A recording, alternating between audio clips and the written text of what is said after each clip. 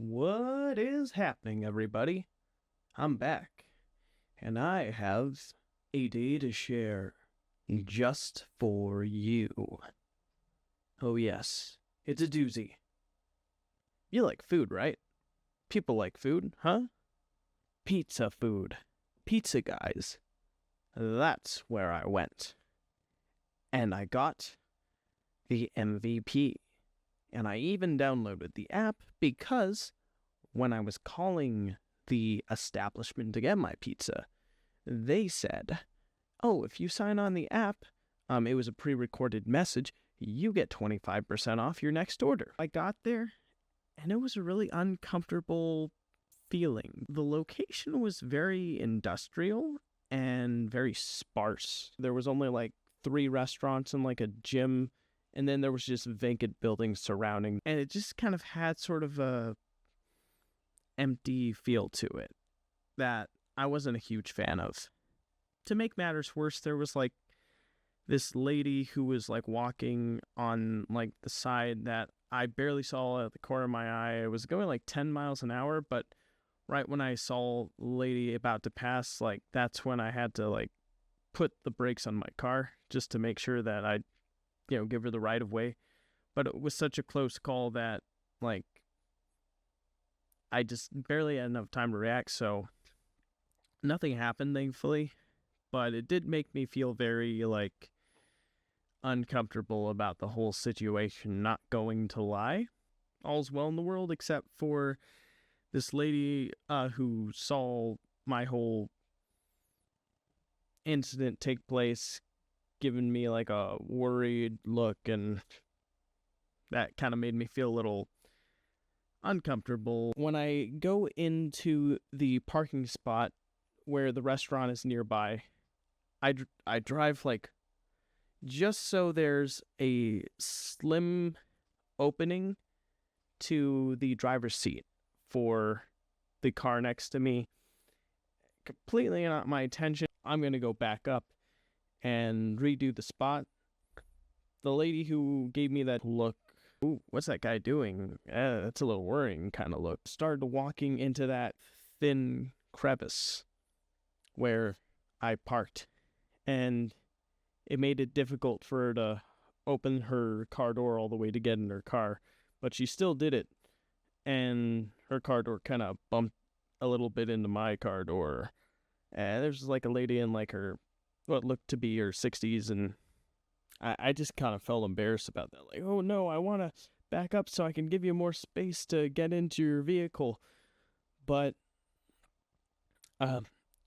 she just kind of took it upon herself to try to get in her vehicle after my parking mishap. So I didn't want to move to risk any more incidents or accidents. Finally, she got in her vehicle and backed out and drove off. So now I could go out of my car and go to the pizza. So that's what I did. Oh yeah. In the restaurant, there seems to be one guy running the whole place. I didn't see anyone else other than this one guy. I'm not sure if he was the only employee there or if all the employees had the day off or whatever, but it just added to the strangeness and uncomfortableness of the whole experience. Anywho, the pizza was ready, and I was ready to eat it. Here was another embarrassing thing that happened. I asked the guy, oh, thank you for making the pizza. What's your name? And he told me his name, and then I said, oh, well, thank you. And I said his name, and then immediately when he went back to get like the plate and the cheese and the pepper that you sprinkle on the pizza, and he came back, I forgot his name. And so I didn't want to embarrass myself by asking what his name was again. So I just said, thank you.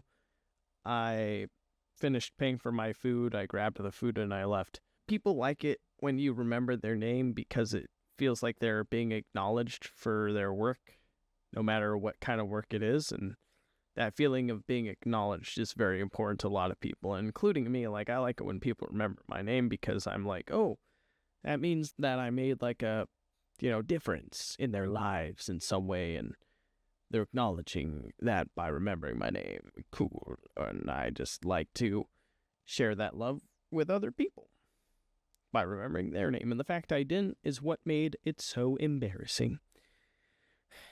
Sometimes I'm just really bad with names, I guess. Anyways, I'm driving home and I finally get back with the pizza. The general gist is it's fine. It's okay. In my heart of hearts, it feels like a 5. Like, that sounds harsh, especially after, talking about, remembering this guy's name and respecting his work, and he's probably the only guy in the store making the food and all that, so cut him some slack, right? You gotta be honest with how you feel about something, and how I felt was the pizza was just fine. It was okay, but they were asking $20 for it, and it was like a small personal pizza, and I was able to get it for $15, but honestly, the pizza itself tasted like something that really should have been like $12 at the most, because it was just a bit too cheesy. The sauce did not have a very accentuated flavor.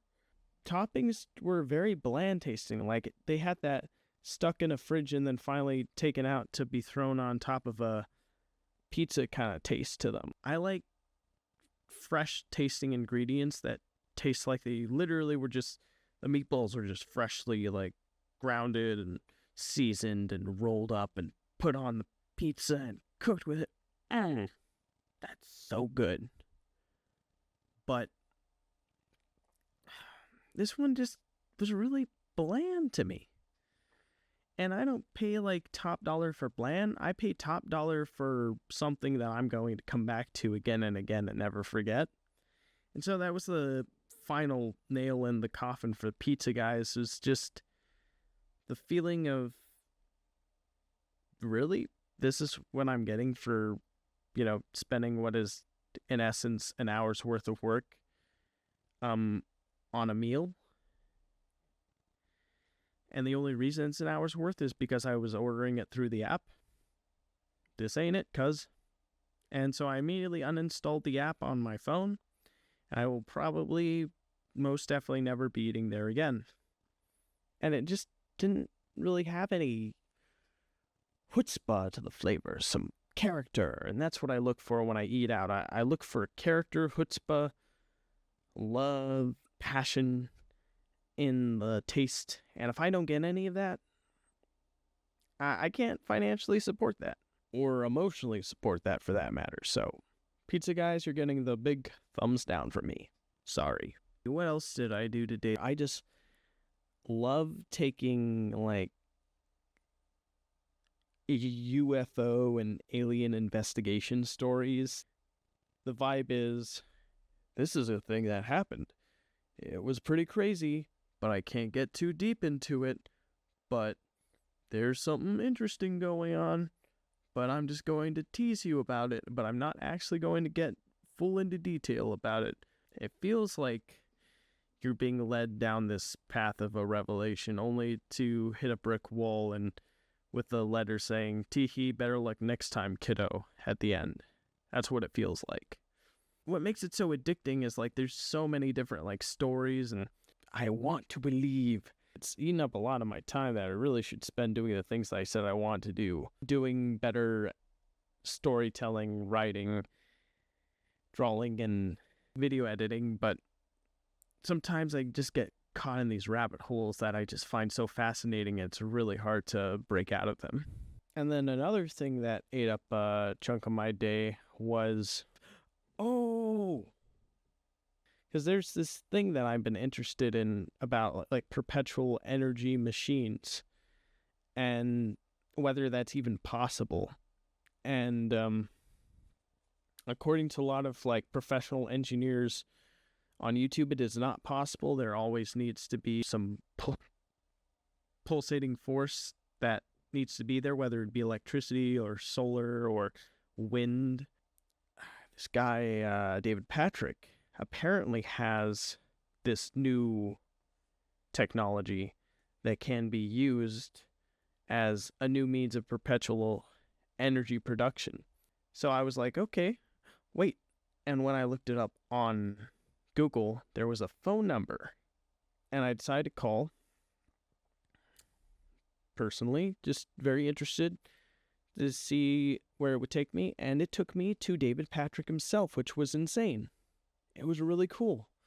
So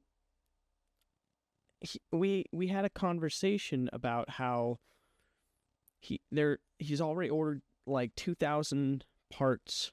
There are 2,000 of these special kind of circular engines he's worked on, and he's getting ready to reveal this information very, very soon.